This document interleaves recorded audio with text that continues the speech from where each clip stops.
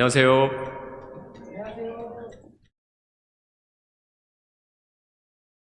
오늘 사실은 제가 나오기 전까지도 너무 예배가 좋아서 그대로 끝나도 너무 좋았겠다라는 생각을 혼자 하고 있었습니다. 마음속에서 정말 하나님께 드리는 예배가 아닌가. 오늘 환영부터 그리고 기도 성찬까지 들으면서 많은 말씀들이 그 안에서 우리 안에 자기 삶에 있었던 것들이 나타나서 그것이 사람들에게 전파되는 그 모습을 보면서 하나님께서 정말 기뻐하시는 교회가 아닌가라는 생각이 들었고, 아까 성찬의 말씀을 들으면서 그 남의 짐을 우리가 져 주어야 한다는 교회의 그런 어떤 목적에 대한 얘기를 나누어 주었었는데, 가장 또 다른 사람의 짐을 잘 나누어 져주는 자매가 그걸 나눠주니까 그게 또 너무 큰 영향력이 있었던 것 같습니다. 오늘 제가 준비한 말씀은 교회에 대한 말씀입니다. 제가 예전에도 교회에 대해서 작년에도 그렇고 여러 가지 제 생각들을 나누었었고요. 오늘도 마찬가지로 교회에 대한 것을 준비했습니다. 제목은 보이시는 대로 예수님이 기뻐하시는 교회입니다. 사실 지난주에 많은 일들이 생겼죠. 우리 나라에도 생기고 여러분 삶에도 생기고, 그래서 여러분들이 집중할 수 없도록, 하나님께 집중할 수 없도록 하는 많은 일들이 생겼을 텐데 저는 괜찮았습니다. 왜냐하면 말씀을 준비해야 되니까 퇴근하고 오면 또 쉬는 날 한 12시간 정도 책상에서 준비를 하는 것 같아요. 말씀을 준비하면 시간이 너무 빨리 갑니다. 여러분 마감이 있으면 시간이 빨리 가듯이 말씀을 준비하다 보면 시간이 어느새 5시간씩 앉아 있었나 이런 생각을 하면서 앉아 있는데, 물론 건강이 좀 안 좋아집니다. 준비를 해야 되니까. 하지만 여러 가지 주변에 그 일들이 벌어지더라도 거기에 신경 쓸 여력이 없고, 또 한 가지는 말씀을 계속해서 찾아보기 때문에, 그리고 하나님에 대해서 계속해서 찾아보기 때문에 말씀이 보호받는다라는 생각이 듭니다. 그래서 이번 주에 무슨 일이 벌어졌든 제 마음속에는 큰 영향이 없었습니다. 그리고 뭐 회사에서든 어디서든 그랬던 것 같습니다. 이번 주는 여러분들도 아마도 이번 주에 성찬을 준비했던 윤정자매도 그랬을 것이고, 이번 주는 하나님을 더 많이 생각했기 때문에 우리는 예쁘고 멋진 교회를 보면 참 마음이 좋아집니다. 그리고 앞에 사진을 하나 준비했는데, 저게 실제 있는 교회 같습니까, 여러분?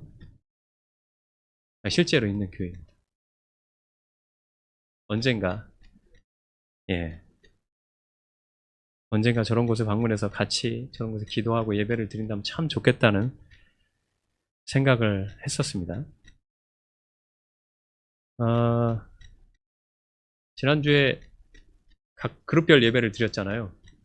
저희 이제 예배팀 또 형선형 그 댁에서 예배를 드렸는데, 그러고 나서 이제 그 교제를 하면서 교회에 대한 얘기를 참 많이 했습니다. 뭐 저희만 그런 것은 아니었고, 제가 짐작하건대 각자 그룹이 모였다면 그곳에서 교회에 대한 얘기들을 많이 하고 있었을 거라 생각이 듭니다. 우리 교회에 대해서 많이 생각하고 어떻게 하면 좋은 교회를 만들까, 이런 것들을 많이 나누고 있었을 것이라 생각이 듭니다. 왜 그렇게 우리는 교회에 대해 많이 고민하고, 때로는 교회의 모습을 보며 실망하기도 하고, 또 새로운 교회를 만들기 위해 이렇게 노력하는 이유가 무엇일까요? 우리가 시간을 보내는 것은 말씀에 따라서 많은 시간을 보낸다는 건 우리 마음이 거기 있다는 얘기고, 보화가 있는 곳에 마음이 있다라고 했죠. 그만큼 우리가 우리 교회를 사랑하기 때문이겠죠. 그것이 어떤 방식이든. 그리고 우리 삶에서 교회가 우리에게 굉장히 중요한 가치이기 때문일 겁니다. 그래서 교회가 어떤 것인지 제 스스로도 말씀을 통해서 다시 한번 기초를 좀 쌓고 여러분과 함께 나눌 수 있도록 교회에 대해서 준비를 해보았습니다. 다음 주도 무선 형제가 좀 바빠지는 관계로 제가 또 설교를 해야 돼서 여러분들이 2주 연속 제 얘기를 들으셔야 돼서 이번 주와 다음 주 계속 제가 교회에 대해서 나누도록 하겠습니다. 교회가 무엇인지 우리 다 그냥 건물이 아니라는 건 다 알고 계시잖아요. 교회가 무엇인지 다 알고 있겠지만 다시 한번 예수님 말씀을 보면서 짚도록 하겠습니다. 요 사진은, 요 그림은 AI가 그린 그림입니다. 제가 옆에 있는 말씀을 가지고 구체적으로 그림을 좀 그려달라고 했더니 AI가 이 그림을 그렸습니다. 말씀 읽어보겠습니다. 요한복음 4장 20절에서 21절 말씀입니다. 우리 조상은 이 산에서 예배를 드렸는데 선생님네 사람들은 예배드려야 할 곳이 예루살렘에 있다고 합니다. 예수께서 말씀하셨다. 여자여, 내 말을 믿어라. 너희가 아버지께 이 산에서 예배를 드려야 한다거나 예루살렘에서 예배를 드려야 한다거나 하지 않을 때가 올 것이다. 참되게 예배를 드리는 사람들이 영과 진리로 아버지께 예배를 드릴 때가 온다. 지금이 바로 그 때이다. 아버지께서는 이렇게 예배드리는 사람들을 찾으신다. 오늘 말씀을 준비하면서 어떤 마음으로 준비할까라는 생각을 했을 때 이 사진을 보면서 예수님이 이 사마리아 여자에게 교회는 이런 거란다 라는 말씀을 나눠주는 것 같이 그 마음으로 이 말씀을 했으면 좋겠다는 생각을 했습니다. 제가 저 사마리아 여자 같은 생각이 들더라고요. 저도 저 여자가 뭐 많은 남편이 있었다고, 많은 죄 가운데 있었다라고 하지만 제 자신이 별로 다르지 않은 사람이었고 저 또한 죄 가운데서 살아가던 사람이었기 때문에 이곳에서 제가 말씀을 전하거나 여러분 앞에서 어떤 그렇게 할 수 있는 자격이 있는 사람이 아니지만 저 또한 예수님께서 제 삶을 방향을 가르쳐 주시고 제가 다시 살 수 있게 희망을 주셔서 이 자리에 설 수 있게 된 것처럼 저 사마리아 여자를 만났던 예수님의 저 마음, 그 마음으로 이 시간에 여러분들도 예수님이 나에게 교회가 어떤 곳이라는 것을 비록 2000년 전에 말씀하셨었지만 이 예배 시간에 우리 각자 개인에게 하는 말씀으로 한번 들어보시길 바랍니다.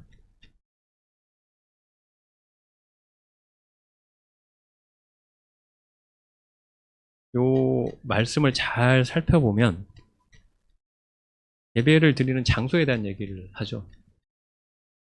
왜냐하면 이스라엘 역사를 아시는 분들은 아시겠지만 사마리아 사람들은 북이스라엘, 남유다 아시겠지만 유다에서는 예루살렘 성전에서 솔로몬이 건축한 예루살렘 성전에 예배를 드렸죠. 그리고 사마리아는 거기에 갈 수 없기 때문에 산에서 본인들이 정한 그곳에서 하나님께 예배를 드리고 있었는데 유다 사람들이 그것을 예배라고 치질 않았죠. 왜냐하면 이따 말씀에서 보겠지만 하나님께서 말씀하신 게 있었기 때문입니다. 당시 예전에 제가 많이 말씀을 드렸었지만 예배가 사람들이 우리도 마찬가지이겠으나 오늘 우리가 드리는 예배가 여기서 예배를 드리지만 당시 사람들도 유대인들도 개인적으로 율법을 매일매일 실천하는 것을 개인적인 삶의 예배라고 생각을 하고 있었던 것 같습니다. 유대 사람들은 기도를 할 때 그리고 율법을 실천할 때 삶으로 개인적으로 예배를 드린다고 생각했던 것 같습니다. 그런데 이 말씀을 보면 잘 보면은 예배를 드리는 사람들이 영과 진리로 아버지께 예배를 드릴 때가 온다라는 말씀을 하세요. 당시에 이제 신약의 말씀들을 많이 보면은 유대 사람들이 영과 혼이 정말 중요한 예배의 그 포인트이고 핵심인데 어떻게 보면은 어떤 행위가 더 중요한 상황으로 가고 있었던 것을 우리가 예수님 시대를 보면 알 수 있습니다. 이 말씀을 봐도 예수님께서 언젠가는 영과 혼으로 예배를 드린다고 했는데 사실은 그게 지금이죠. 예수님이 2000년 전에 말씀하셨던 그때가 지금 이루어져서 우리가 이곳에서 영과 혼으로 예배를 드리고 있습니다.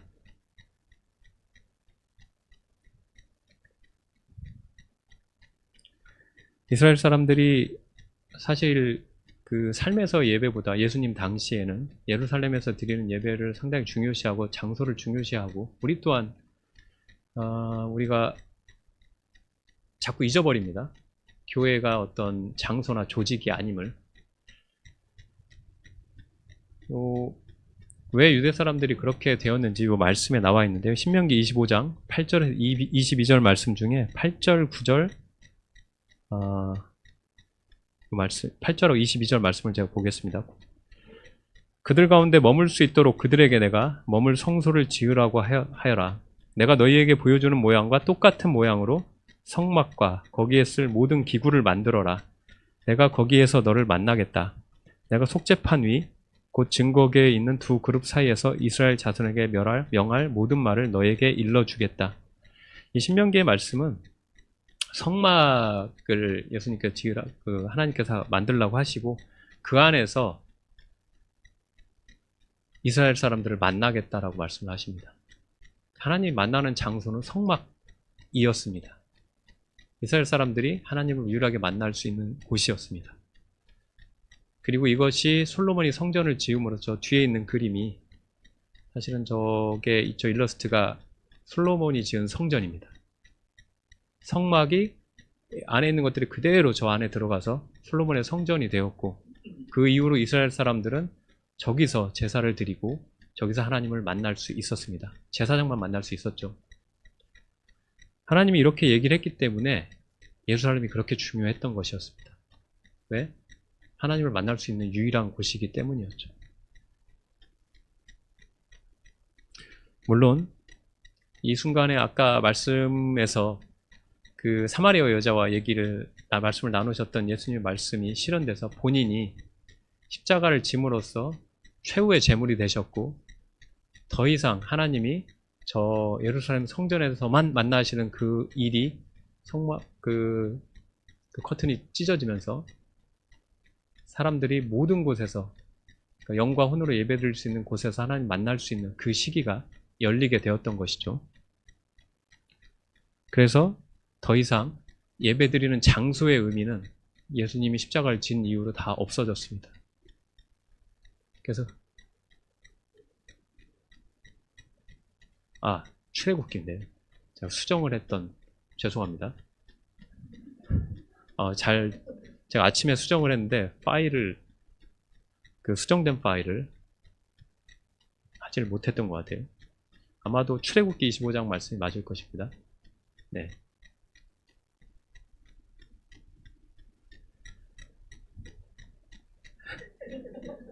감사합니다. 자, 그러면 건물의 의미가 없어졌어요. 예수님 오심으로써. 그럼 교회나 성전은 이제 우리에게 어떤 의미일까요? 저렇게 중요했던 그 성전의 장소의 의미가 없어졌을 때 우리에게 교회랑 성전이 무엇일까? 마태복음 18장 20절 예수님의 말씀입니다. 두세 사람이 내 이름으로 모여있는 자리 거기에 내가 그들 가운데 있다. 예수님이 계시는 그곳이 성전이고 교회라고 말씀드리고 싶습니다. 교회는 단순히 건물이 아니라 예수 그리스도를 믿는 사람들이 모여서 예배하고 교제하는 공동체입니다. 그리고 성전이라는 의미는 우리가 하나님을 만나는 곳이라는 의미이며 우리 삶에 중요한 의미를 갖습니다.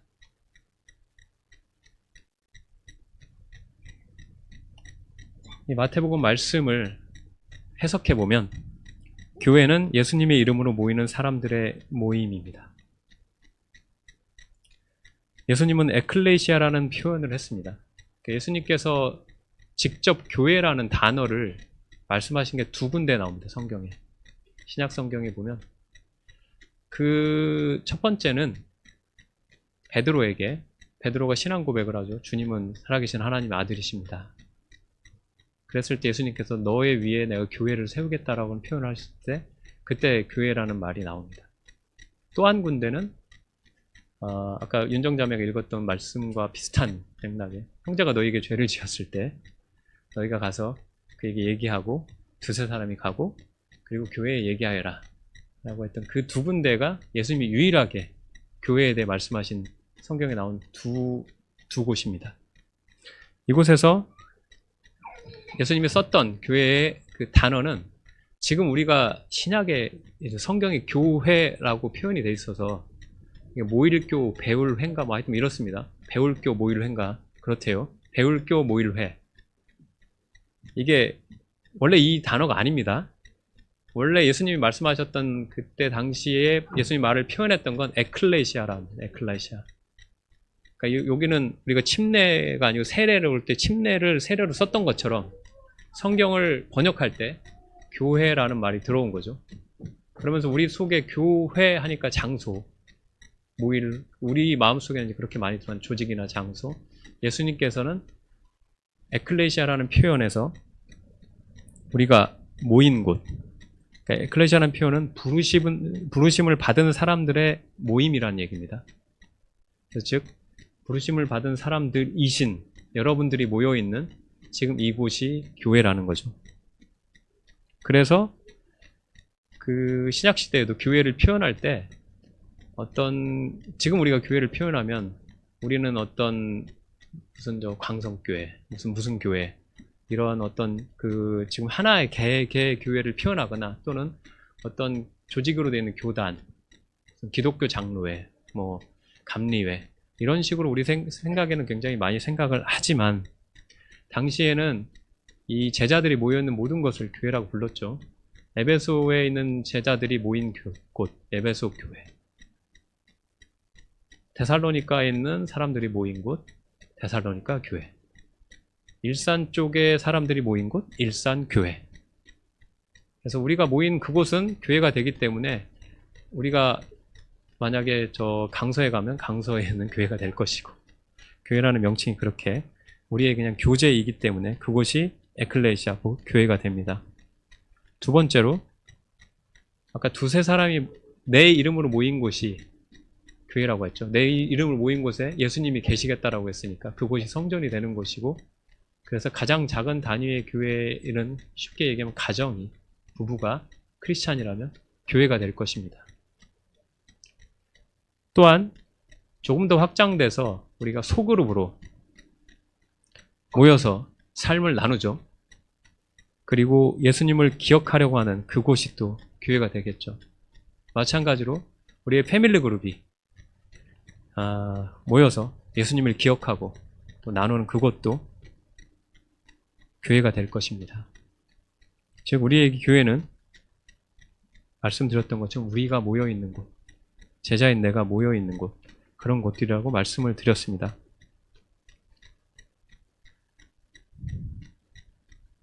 이 얘기를 지금까지 다 아는 얘기인데 제가 말씀을 통해서 계속해서 살펴본 이유는 우리가 아까 앞서 살펴봤던 여러분들이 고민하고 있는 것, 여러분들이 매일같이 집에서 가족들과 나누고 제자들과 모였을 때 도대체 우리는 어떻게 해야 이 좋은 교회를, 일상교회를 좋은 교회로 만들 것인가 하는 그 고민의 답이 여기에 있기 때문입니다.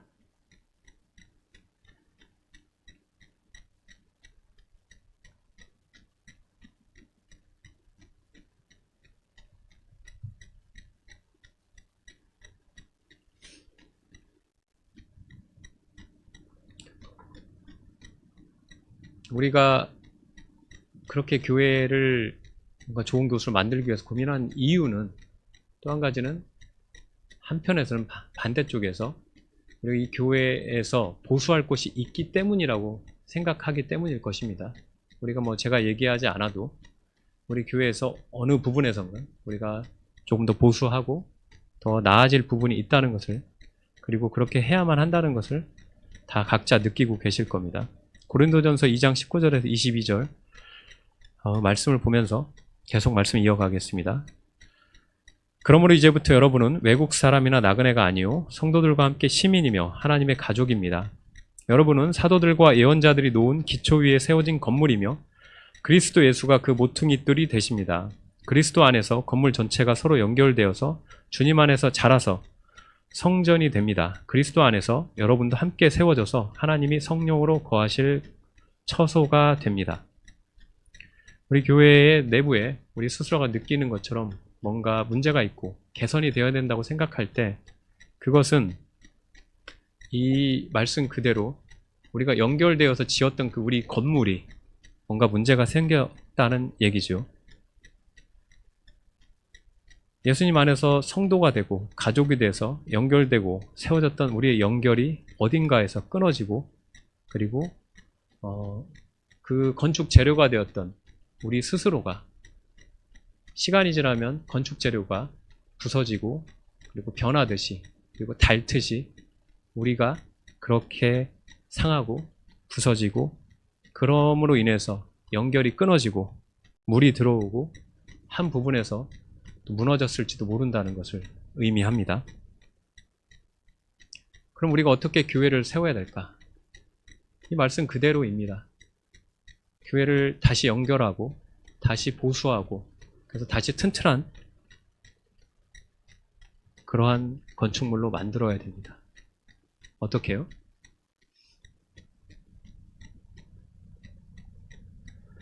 고린도전서 3장 16절에 17절 말씀입니다. 여러분은 하나님의 성전이며 하나님의 성령이 여러분 안에 거하신다는 것을 알지 못합니까? 누구든지 하나님의 성전을 파괴하면 하나님께서도 그 사람을 멸하실 것입니다. 하나님의 성전은 거룩합니다. 여러분은 하나님의 성전입니다. 바울은 우리 자신이 성전으로 우리 자신이 먼저 거룩해져야 한다고 말씀하고 있습니다.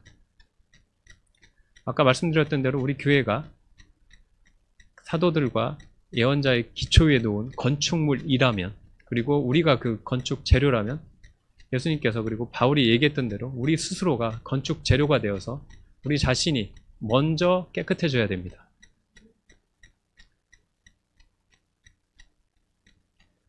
여러분들의 그 삶은 어떠신지 한번 돌아보시길 원합니다. 우리가 교회를 깨끗하게 하고 교회를 재건하겠다라고 할 때 어디서부터 문제가 생겼을까? 한번 돌아보면 저는 저에서부터 먼저 문제가 생기지 않았나라는 생각이 듭니다. 제 자신이 처음에 세례받고 굉장히 기뻐하면서 제 자신을 굉장히 청소하고 제 자신이 성전이라는 것을 알았기 때문에 제 삶을 정결하게 하기 위해서 굉장히 노력을 했었습니다. 그리고 굉장히 기뻐했었고 당시에 그렇게 제 삶을 매일매일 죄와 싸우며 그리고 말씀을 보며 기도하며 그리고 사람들 앞에서 좋은 교회의 모습으로 보여지기 위해서 제 자신을 가꾸었던 것을 기억합니다. 지금 세월이 지나서 제 자신도 녹이 슬고 많이 낡아 있음을 느낍니다. 제 자신이 그때의 열정으로 제 자신을 청소하고 있지 않음을 느낍니다. 여러분들은 어떠신지 모르겠습니다. 제 개인적으로는 제가 다시 제 자신을 보수해야 된다는 생각을 했습니다. 가장 먼저. 그랬을 때 일단 재료가 준비돼야 다시 그 보수가 시작할 수 있겠죠. 보수를. 그 다음으로 어디로 가야 될까요? 눌러주시죠. 에베소서 5장 말씀입니다. 22절부터 아내들이여 자기 남편에게 복종하기를 주께 하듯 하라. 이는 남편이 아내의 머리됨이 그리스도께서 교회의 머리됨과 같음이니 그가 바로 몸의 구주시니라. 그러므로 교회가 그리스도에게 하듯 아내들도 범사에 자기 남편에게 복종할지니라. 남편들아 아내 사랑하기를 그리스도께서 교회를 거룩하게 하시고 자기 앞에 영광스러운 교회로 세우사 티나 주름 잡힌 것이나 이런 것들이 없이 거룩하고 흠이 없게 하려 하심이라. 이와 같이 남편들도 자기 아내 사랑하기를 자기 자신과 같이 할지니 자기 아내를 사랑하는 자는 자기를 사랑하는 것이라. 누구든지 언제나 자기 육체를 미워하지 않고 오직 양육하여 보호하기를 그리스도께서 교회에게 함과 같이 하나니. 아까 제가 말씀드렸죠. 두 번째 가장 먼저는 우리 자신, 내 자신이 먼저 세워줘야 되고 다음으로 말씀드렸던 것처럼 이곳에 부부가 함께하고 있다면 그리고 자녀가 또 제자가 되었다면 그곳이 모습도 아름답게 만들어져야만 합니다. 여러분의 가정은 어떻습니까? 깨끗한 성전인 저와 그리고 또 하나의 깨끗한 성전인 제자인 연남자매가 만나서 가정이 되었습니다. 그럼 그 가정은 어떻게 되어야 할까요? 그것이 가장 작은 단위의 교회가 된다고 우리가 그곳에 예수님이 계시다고 말씀을 하셨습니다. 여러분들은 어떻게 가정을 만드셨나요? 여러분들의 가정은 예수님이 거하시는 곳이 되었나요? 여러분의 부부관계는 어떠십니까? 여러분의 부부관계를 건강하고 아름답게 꾸미고 계십니까? 여러분들은 아내를 사랑하고 예수님께서 교회를 사랑하셨던 것처럼 그렇게 실천해 오셨습니까? 오늘, 지난주에, 그리고 지금까지 여러분의 삶에서 여러분들 처음에는 그러한 마음으로 결혼을 하셨을 것입니다. 지금 어떻습니까? 혹시 여러분의 교회가 아름다워지고 있습니까? 여러분의 가정이 강한 교회가 되어가고 있습니까? 여러분의 부부 관계가 서로 짐을 지는 예수님 말씀하신 그런 관계입니까?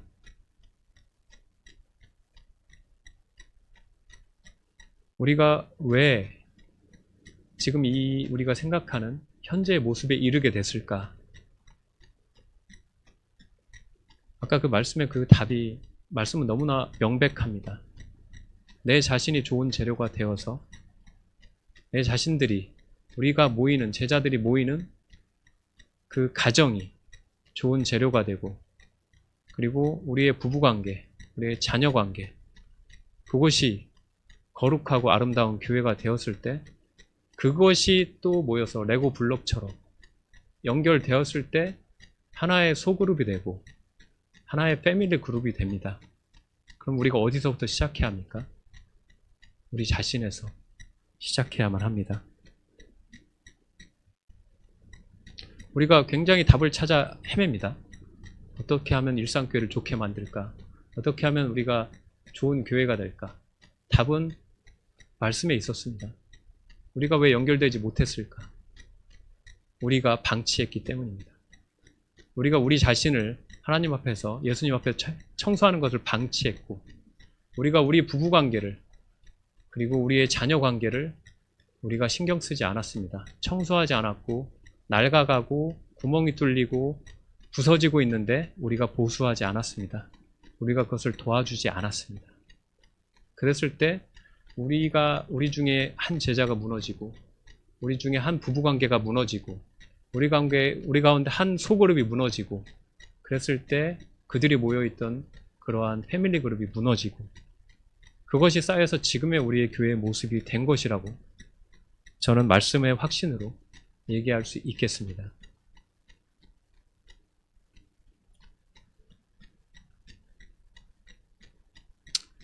이 말씀을 따라가면 결론은 되게 심플해지죠. 계속해서 말씀드리지만 그 작은 단위의 교회에서부터 우리가 다시 보강을 해 나갈 때 아름다운 교회의 모습이 될 수 있다고요. 결론입니다. 예수님께서는 교회를 신부라고 표현하셨습니다. 그리고 그 신부인 우리 교회를 위해 십자가를 지시기를 기뻐하셨습니다. 교회는 예수님께서 십자가의 피로 사신 사람들의 모임입니다. 여러분들은 이미 그것을 기억하고 공부하고 세례를 받았습니다. 하지만 우리 현재의 지금의 모습을 우리가 인정해야만 할 것입니다. 우리가 그때 예수님께서 우리를 닦아주고 우리의 죄를 용서해 주셨다고 생각하고 세례를 받았던 그때의 그 밝은 모습과 그 밝은 재료와 밝은 관계를 가지고 있으니까 다시 그것을 기억하고 우리가 다시 시작해야 될 때입니다.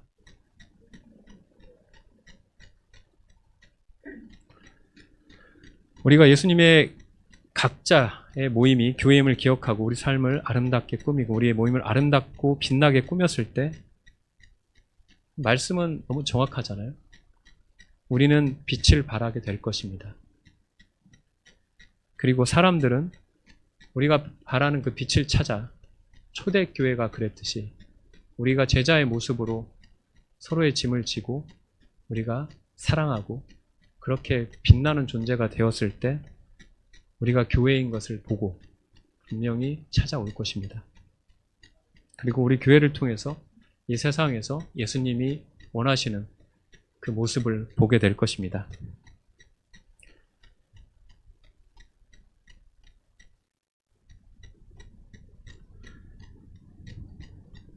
정리하면서 가겠습니다.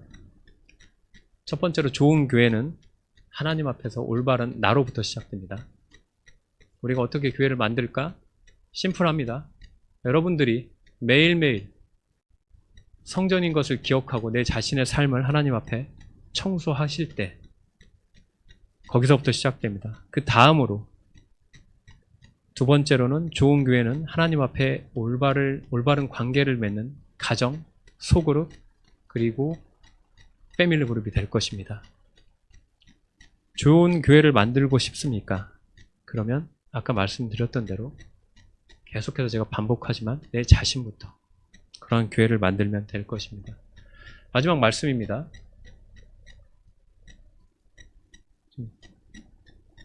잠시만요. 예수께서